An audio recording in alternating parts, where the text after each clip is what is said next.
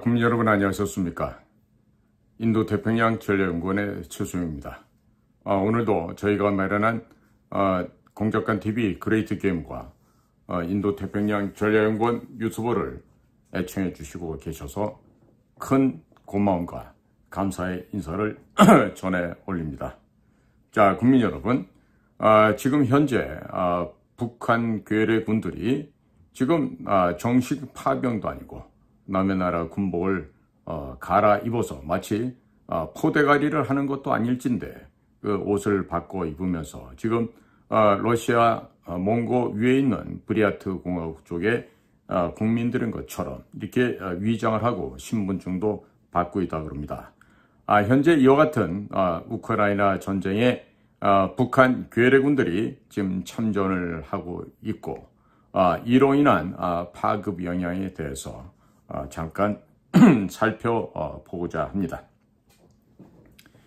최근 러시아는 지난 6월 달에 블라디미르 푸틴이 북한 평양을 방문해서 체결한 러북 간 포괄적 전략적 동반자 관계 조약, 즉 러북 동맹 조약에 대한 비준 요청서를 러시아 의회에 보냈습니다.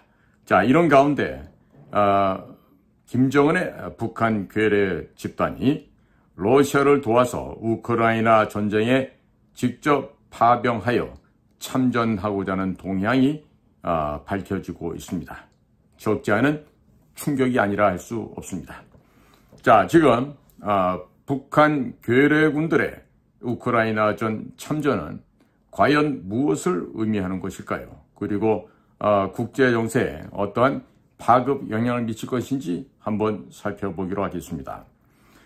국가정보사는 10월 18일 북한이 지난 8일부터 13일까지 러시아 해군 수송함을 통해 북한 특수부대를 러시아 지역으로 수송하는 것을 포착했다.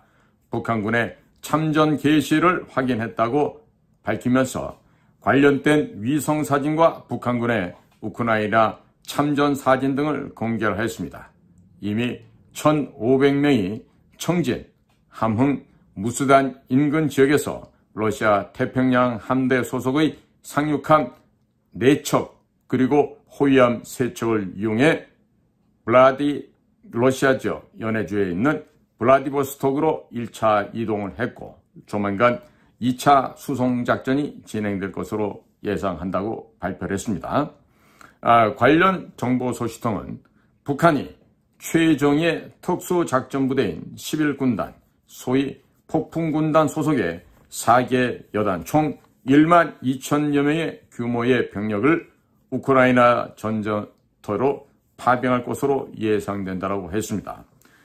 국정원 측은 북한 병사들은 러시아 군복과 러시아제 무기를 지급받았으며 북한인과 용모가 유사한 시베리아, 야쿠티아 혹은 브리야티 지역 주민으로 위장한 가짜 신분증도 발급받았다고 전하고 있습니다. 자, 그런데 지금 아시는 분은 아시겠지만 이 야쿠티아 혹은 브리야트 이쪽은요 굉장히 체격 조건들이 큽니다. 과연 과거 우리 고구려, 부여 우리 조상들이 살고 있었던 바로 그분들의 후손들이 되겠는데요.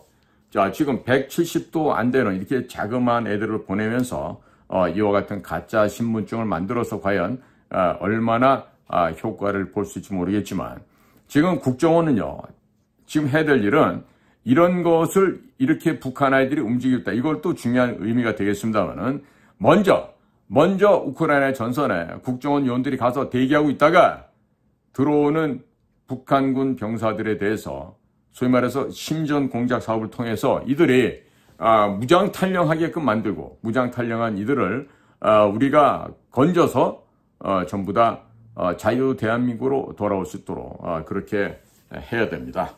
그래서 이런 그 특수 병력 출신들이 많이 빠지면 많이 빠져서 나올수록 그만큼 북한 내부적으로 허점이 더 많이 생긴다는 것도 우리가 간과해서는 안 될 것입니다.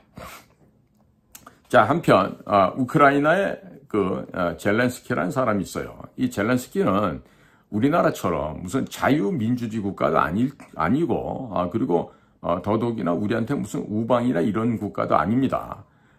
미국의 소위 말하는 미국의 조종을 받는 하나의 푸들강아지다라는 정도로 봐야 되는데 지금 왜 이렇게 이 젤렌스키가 전장에 집착을 하고 도대체 이 전쟁을 통해서 그 수많은 사람들이 죽어나가는데 그 사람들의 생명의 대가로 도대체 돈을 얼마나 벌어들인지 알 수가 없는 상황이에요. 자, 이런데 지금 이 젤렌스키가요, 지금 10월 16일 우크라이나 의회에 출석을 해서 우크라이나 정보기관을 통해 확인했다고 하면서 북이 러시아에 무기뿐만 아니라 인력도 공급하고 있다 하면서 푸틴의 범죄자 연합에 이미 북한도 포함되었다고 주장을 하였습니다. 이어서 10월 17일 브뤼셀 EU 정상회의 참석 후 가진 기자회견에서는 우리 정보당국, 즉 우크라이나의 정보당국이죠. 이 정보당국에 따르면 지상군 기술자 등 모두 합해서 북이 러시아를 돕기 위해 총 1만 명을 준비시키고 있다. 그리고 일부 장교들은 이미 점령당한 우크라이나 영토에 배치됐다고 주장을 하였습니다. 자, 이와 덧붙여서 키릴러 부다노 우크라이나 국방부 정보총국장은 10월 17일 미군의 군사매체 더 워전 TWZ에서 그들은 11월 1일에 준비될 것이라면서 선발대 2,600명이 다음 달 쿠르스크로 갈 것이다라고 언급을 하였습니다.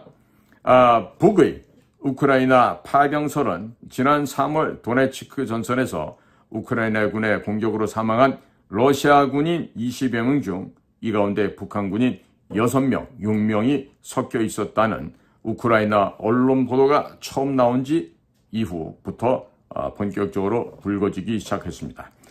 이어서 영국의 일간 가디언지는 10월 10일 우크라이나 당국자 등을 인용해서 러시아 전선 뒤에서 KN-23 미사일 발사 체계를 지원하기 위해 북한군 기술 인력 수십 명이 배치되어 있다고 보도한 바 있습니다.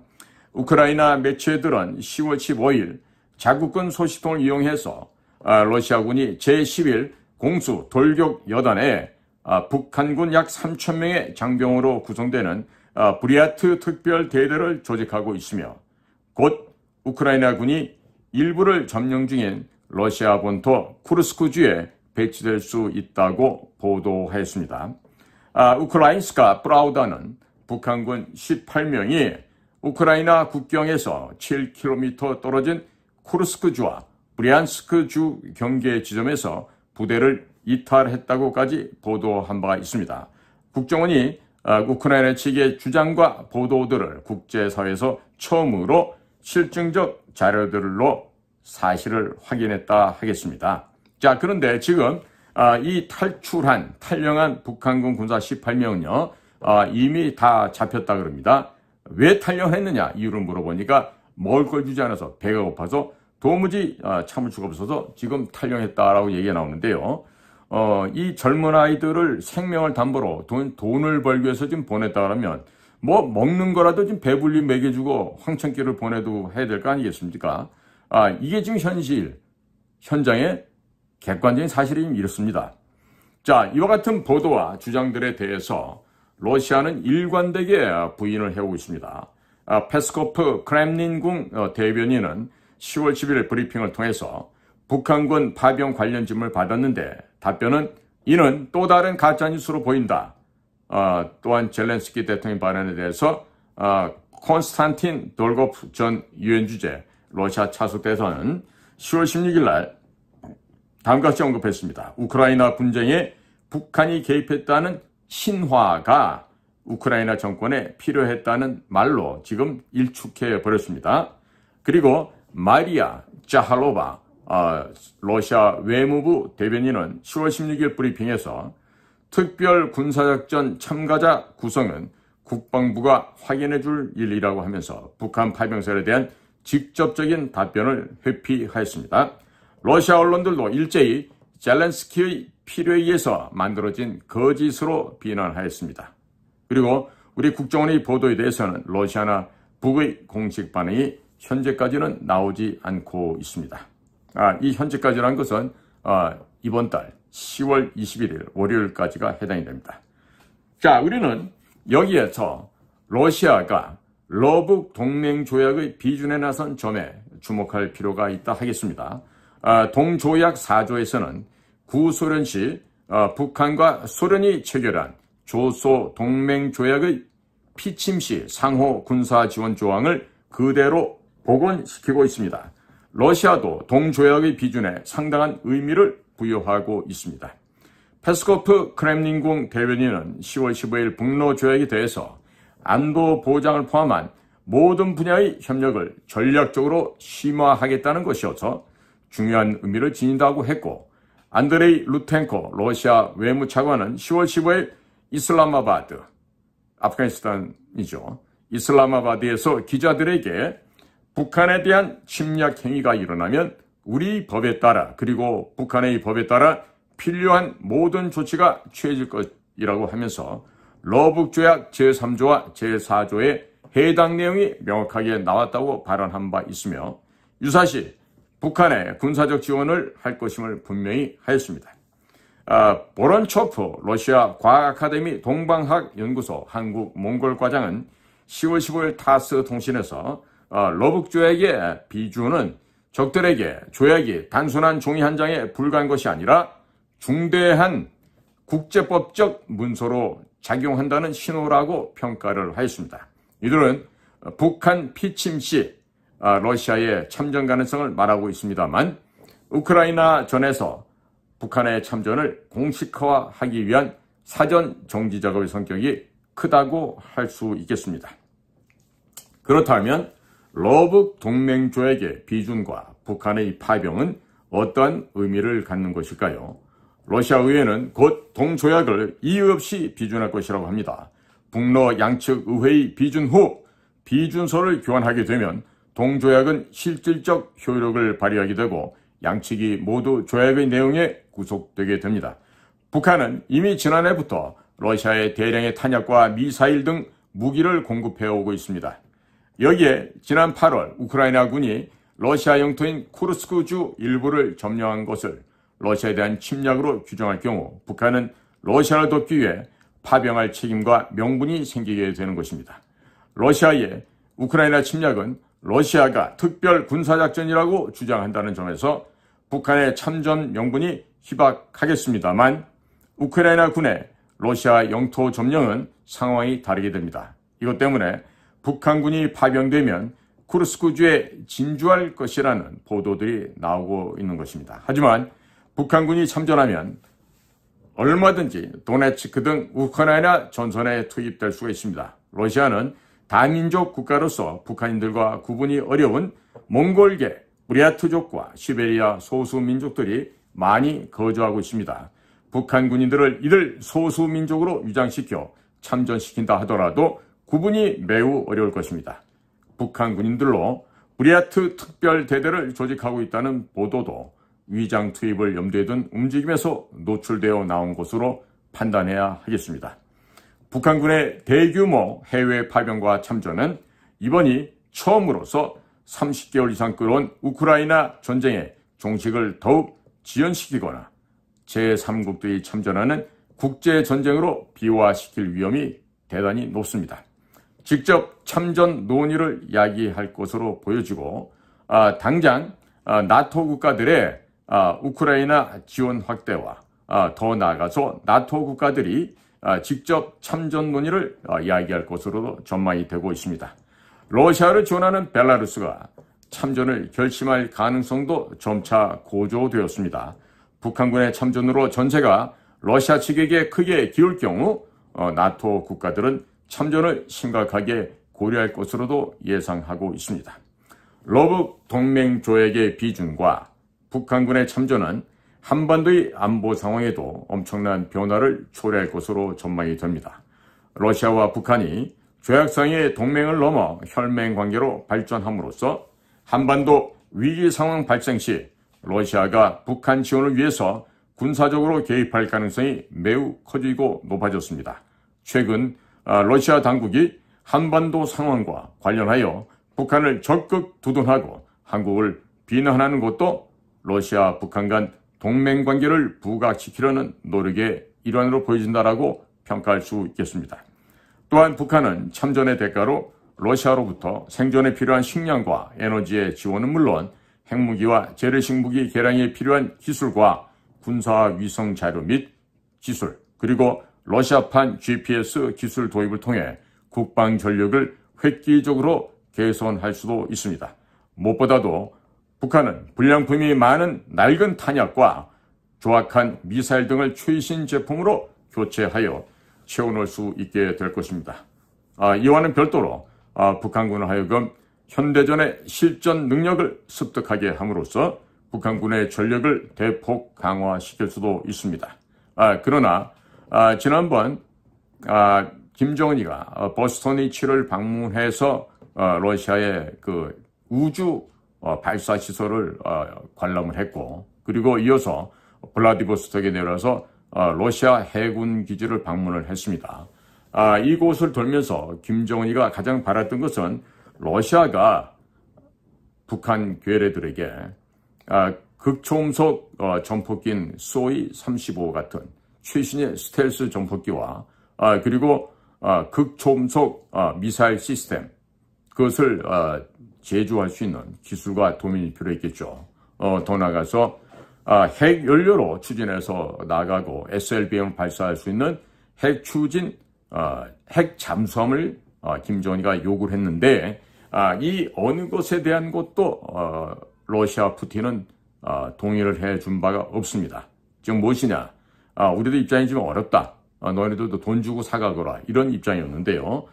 과연 이번에 이렇게 북에 젊은이를 보낸 피해 대가로 과연 러시아가 이 모든 것을 다 해결해 줄 것이라고 생각하는 것은 운물가에 가서 숭늉 찾기식이다라고 평가할 수 있겠습니다. 러시아 측은 바보가 아닙니다. 그리고 블라디미르 푸틴은 적절한 타이밍에 북의 김정은이를 활용해서 적당히 써먹고 버리는 방식을 취할 것이라고 저희들은 평가를 하고 있습니다. 그러니까 현재 이와 같은 일 때문에 너무 부하내동해서 흥분하고 발작하는 이런 반응을 우리 쪽에서도 보여서는 아니겠다라는 말씀을 드리게 됩니다. 자, 그렇다면 우리는 어떻게 무엇을 준비하고 대응을 해야 되겠습니까? 최근에 한반도 긴장상과 관련해서 러시아 외무부에서는 10월 14일 북한이 남한 무인기가 평양 상공에 침입하여 대북전단을 살포했다는 주장을 한 것에 대해서 서울의 이러한 행동은 북한 주권에 대한 중대한 침해이자 독립국가의 합법적인 국가 정치 체계를 파괴하고 자주적으로 발전할 권리를 박탈하기 위한 것이라는 성명을 발표했습니다. 그리고 한편 루덴코 러시아 외무차관은 10월 15일 한국의 행동들이 한반도 긴장을 고조시키는 도발로 낙인 찍힐 수 있다면서 북한의 주장에 동조한 바 있습니다. 그러면서 북의 대남 오물풍선 살포와 남북 간 철도와 도로 폭파 단절 등 긴장 고조 행위에 대해서는 입을 닫고 있습니다. 러시아가 앞으로 북한의 행동을 적극 지지하면서 우리 대한민국에 대해서는 적대적 태도를 보일 것임을 시사하고 있다 하겠습니다. 하지만 이것도 너무 이렇게 자극적인 반응을 우리 쪽에서 할 필요는 없다라고 보여집니다. 자, 한편 북한도 최근 대남 풍선 도발 지속과 함께 헌법 개정을 통해 대한민국을 철저한 적대 국가로 규정을 하고 남북 연결 도로와 철도를 폭파하면서 김정은이 전선 군부대를 방문하여 서울 지도를 펼쳐놓고 한국이 주권을 침해하면 물리력을 거침없이 사용하겠다고 위언하는 등 대남 긴장을 극도로 고조시키고 있다고 볼 수 있겠습니다만, 하지만 이와 같은 김정은의 행보는 지금 공포와 두려움에 떨고 있는 자신의 나약하고 빈약한 모습을 만천하에 공개하는 것이 되겠습니다. 이와 같이 허장성세된 비약된 부풀려진 김정은의 언행에 대해서 우리는 일희일비할 필요가 있어요? 없습니다. 우리는 오직 우리의 목표는 북을 체제로 체대로 돼서 섬멸하고 북한 지역을 접수하는 것만이 우리가 앞으로 해야 될 과제라고 다시 한번 강조를 해드립니다. 자, 따라서 우리로서는 현재 국제사회와 공조하여 러시아와 북한에 대한 강력한 제재 등 경제적 불이익을 함께 러시아 측에게 모든 제반 분야 대북전 가능성을 강력하게 경고해야 한다고 합니다. 그리고 북한군의 대규모 참전 시 우크라이나에 대한 군사 지원도 러시아에 대한 지렛대를 잃지 않는 범위 내에서 점진적으로 단계적으로 추진하는 것이 필요하다고 하겠는데요. 자칫 잘못하면 이와 같은 태도와 자세는요 말로 보고서로 끝날 수가 있습니다. 자, 지금 우리나라는 러시아에 지금 그렇게나 좋던 관계가 현대자동차가 단돈 14만 원에 팔려나갔습니다. 수천억 원에 달하는 공장 자산이 그렇게 허망하게 팔려나갔습니다. 그리고 1,400종류가 넘는 대한민국 물건들이 러시아에 지금 수입이 되지 못하도록 여러 가지 지금 제약을 받고 있는데요.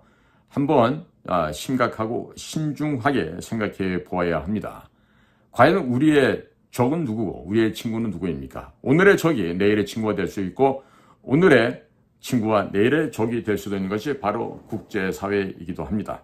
자, 따라서 지금 현재 러시아, 북한 간에 맺어진 동맹조약을 바탕으로 해서 김정은이가 대남 무력 도발을 자행할 가능성이 있겠어요, 없겠어요? 그 또한 그 가능성이 없다라고 평화스럽게 생각하고 있으면 1950년 일요일 새벽 6월 25일 날 얻어맞았던 것과 똑같은 일을 우리는 다시 한번 당할 수도 있습니다. 따라서 북의 거짓된 선전선동에 절대로 현혹되거나 미혹되어서 속아 넘어가서는 안 되겠죠.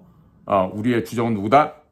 북한 괴뢰다 라고 하는 점을 결코 망각해서는 안 될 것입니다. 자, 지금 블라디미르 푸틴은 적절한 시간에 적절한 방식으로 북한 괴뢰 집단에 김정은이라는 꼬마를 이용해 먹을 것입니다. 단물 다 빨아먹고 버릴 거예요. 자, 그러니까 우리는 러시아와 북한이 동맹조약을 체결했다 어쨌다 해서 러시아를 우리를 적으로 돌릴 게 아니라 러시아를 우리의 친구로 끌어다닐 수 있는 그러한 포용력과 그러한 담대한 자세가 우리에게는 더욱더 요구되고 있다.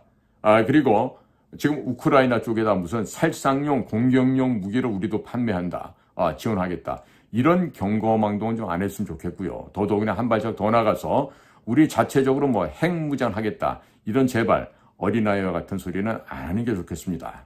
지금 핵무장이나 또 우크라이나 측에 우리의 대한민국이 만들어낸 방위산업 제품을 통해서 즉 공격용 무기를 우크라이나에다가 지원하겠다. 이런 얘기는 대단히 경박한 처신이 될 것입니다. 즉 대한민국은요.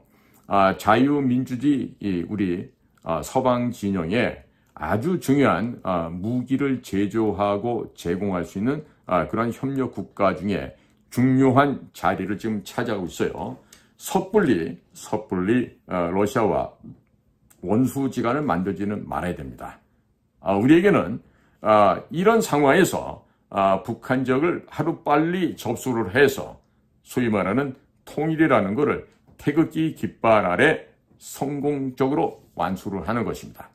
그렇게 하고 DMZ 즉 비무장지대는 그대로 놔두고 북한 지역이 개발을 해서 중국보다 더 빨리 발전할 수 있도록 그렇게 해야 됩니다. 그것은 북한 지역에 소위 말하는 일상용품들을 제조 가공하는 공장과 설비를 투입을 해서 지금 메이드 인 차이나, 메이드 인 방글라데시, 메이드 인 인디아, 메이드 인 미얀마와 같은 여타 국가들이 만들어서 미국에 수출하는 것보다 더 저렴한 가격으로 수출하고 관세를 없앰으로 해서 지금 북한 지역의 경제생활 수준을 적어도 1인당 GDP를 3만 달러 정도로 올려야 됩니다.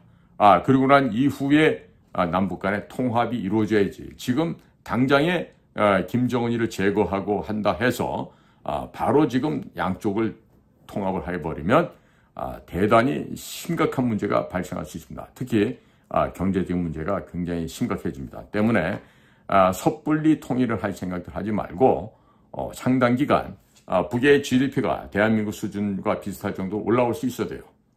제네시스도 사고 지금 뭐 한 100인치짜리 그 벽걸이 텔레비전도 사고, 집에 뭐 차도 2대, 3대씩 그 정도로 할 만큼 북한 사회가 개방이 되고 소득 수준이 높아졌을 때 그때 가서 합쳐도 늦지 않습니다. 자, 그러니까 지금 현재 김정은이가 마지막 지금 거의 발악을 하고 있어요. 악수를 두고 또 악수를 두고 있는데 중국으로부터 배척받고 있는 상황에서 러시아의 군대를 보내서 중국과의 관계를 더 냉각시켜버리고 있는 김정은입니다.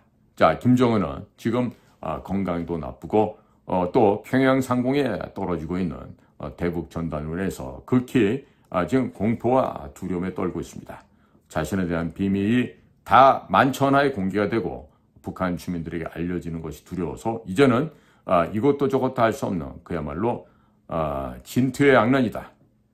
그야말로 백척간도에 서 있는 김정은의 운명이라고 하겠습니다. 자, 이럴 때일수록 우리는 정신을 모으고 집중해서 빨리 북한 지역을 우리가 접수해버리는 그 방법을 빨리 찾아야 됩니다. 자, 미국을 설득할 때도 분단된 한반도가 미국의 국가 이익에 더 도움이 되느냐, 아니면 통합된 흡수된 한반도가 미국의 국익에 더 도움이 되느냐를 분명하게 우리가 협상을 통해서 얘기를 하고 미국의 의견 또한 분단된 것보다는 통합된 것이 훨씬 더 이롭다고 했을 때 미국과 함께 의견을 맞추어서 한반도를 원래 상태로 돌려는 거죠. 통일 아닙니다. 원상태로 지금 복구돼서 회귀해서 돌아가는 겁니다. 그리고 나면 자동적으로 중국 공산당과도 군비 경쟁을 통해서 빠른 시간 내에 중국 정권을 몰락시킬 수 있는 그러한 해결점을 찾아낼 수도 있습니다. 그 이후에는 흑룡강, 길림, 요령, 동북, 삼성뿐만 아니라 몽고 지역, 또 과거에 있었던 만주국 지역까지 우리가 여러 가지로 만주국 복국하는 문제부터 시작해서 외몽고 지역까지도 우리 조상님들이 살았던 지역을 문화적으로, 언어적으로, 또 산업적으로, 군사적으로, 과학기술 방면으로 등등 해서 한국의 문화를, 한국의 문명을 전파하면서 조상들이 말 타고 달렸던 중앙아시아 평온을 되찾는 날이 빨리 올 수가 있는 것입니다. 자, 국민 여러분, 이럴수록 우리나라가 해야 될 일이 많은데 아직도 국내 정치 속에서 쓸데없는 정신병자 수준의 애들이 서로 물고 뜯고 핥히고 지금 이전 투구를 벌이고 있어요. 자, 국민 여러분. 자, 영어를 배우다 보면요. Let bygones be bygones라는 말이 나옵니다. 지나간 일은 다 잊어버리자. 이런 얘기예요. 자, 우리는 앞으로 우리 앞에 올 미래를 생각하면 됩니다. 자, 지금 있는 정권이 어떻다. 과거 뭐 어쨌다. 이런 거 하지 말고요. 과거에 있었다면 종고만 보십시오. 언제? 전쟁의 폐허를 복구시키려고 그렇게나 노력했던 이승만 대통령. 건국의 아버지셨죠? 그 다음에 엉망으로 무질서된 민주당 정권을 무너뜨리고 군사혁명을 통해서 이 나라를 산업화 근대화, 국방의 현대화를 도모해서 성공시키셨던 우리 산업붕의 아버지 박정희 대통령 시절을 생각하십시오. 그리고 그러한 1980년도에 극한의 혼돈기를 지혜롭게 전문가들에게 일임하고 목숨을 던져 대한민국을 구조해냈던 전두환 대통령을 기억해 보시기 바랍니다. 그렇게 해서 앞으로 우리나라는 전두환 대통령 위에 있었던 여러 명들의 대통령이 있었지만 그 정말 깜도 안 되는 그런 사람들 시절은 잘못됐던 것만 생각하시고 어떻게 하면 우리가 두 번 다시 똑같은 오류를 범죄를 범하지 않을 수 있을까, 이 생각들을 해야 됩니다. 김영삼이나 김대중이가 해왔던 그런 여러 가지 만행들이 많아요. 노무현이도 못지 않습니다. 특히나 이들이 해왔던 대북 지원 사업이라고 하는 것은요, 그야말로 대한민국의 골간을 빼먹는 그야말로 파렴치한 일들이 되었습니다. 그러니까 이런 것들을 참고하셔서 앞으로 우리 대한민국은 앞으로를 보고 나가야 됩니다. 자, 지금 현재 대통령이 어떻게 된다 하더라도 거기에 대해서 괴념치 마시기 바랍니다. 새로운 이 나라를 끌고 갈 지도자가 나타날 것이니까 그런 거 걱정하지 마시고요. 우리는 한마음 한뜻으로 뜻을 모아서 부강한 대한민국, 수준 높은, 격조 높은 대한민국을 만드는데 모두가 다 매진해야 된다고 생각을 합니다. 오늘도 저희가 마련한 공작관TV, 그레티게임과 인도태평양 전략연구원을 경청해 주셔서 감사를 드립니다. 저는 최수영입니다. 고맙습니다.